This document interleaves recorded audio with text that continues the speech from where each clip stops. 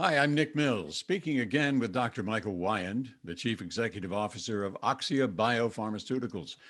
Clinical trials are underway for Oxeia's promising new therapeutic drug, OXE103, aimed at treating concussions, which are also known as mild traumatic brain injuries. Dr. Wyand, if I have had a concussion, what symptoms might I experience?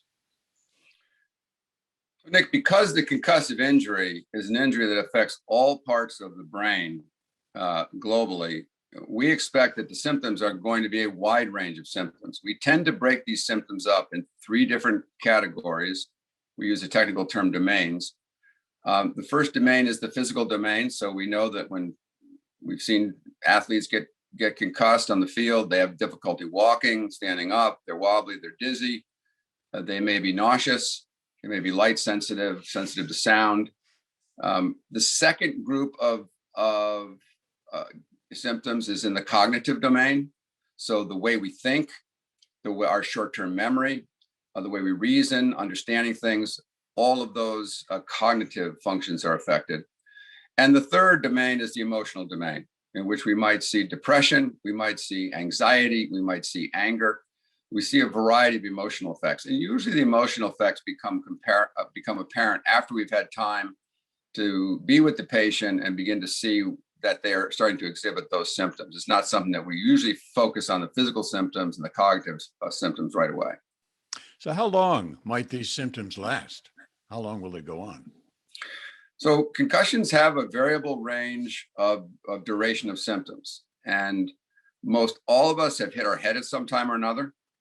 And we might see stars, we might get a little bit nauseous, we might have a headache, and many times that will pass within several hours.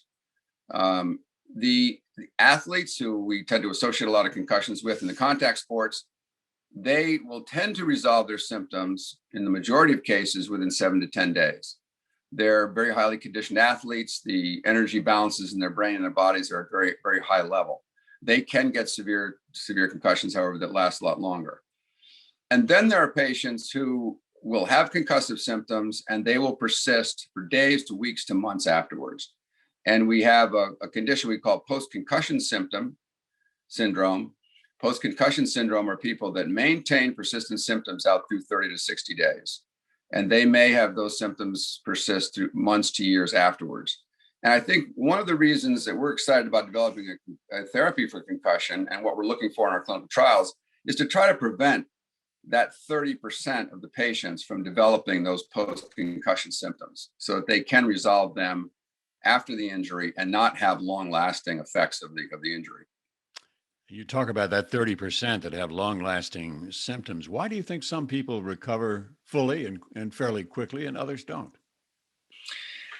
That is very difficult to understand from what the knowledge that we have today. If we look at concussions, there are no structural changes to the brain. So we can't grade the concussions by the type of injury we see, for instance, with a CAT scan, which is a radiographic technique to look at the brain. The injury is really this injury that has no structural changes, but is defined by the shock waves, the energy depletion, and the stretching. The other thing that happens with this injury is that there is a stretching that can go on with some of the wiring and the axons in the brain that can lead to connectivity issues, the ability for our brains to transmit information.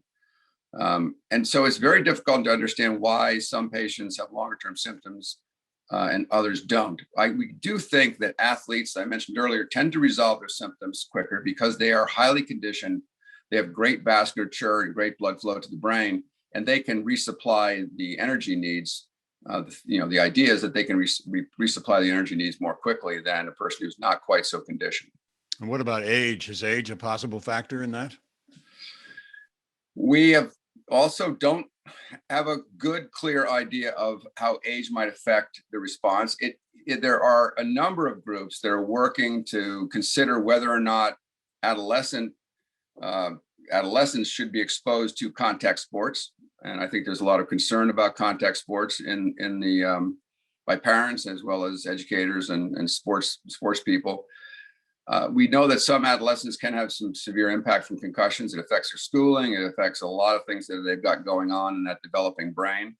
We know that some of the older patients who might be having some decreases in cognition, who fall down the stairs or have a car accident, that when you layer on concussive symptoms on top of those declining cognitive issues, they could go from a situation where they can manage their life, but to a situation where they have a very difficult time. So we know those age groups can be affected.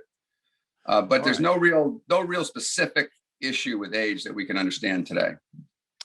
Thank you, Dr. Wyand. In our next segment, we'll talk more about concussions and the unmet medical need for effective treatments. I'm Nick Mills.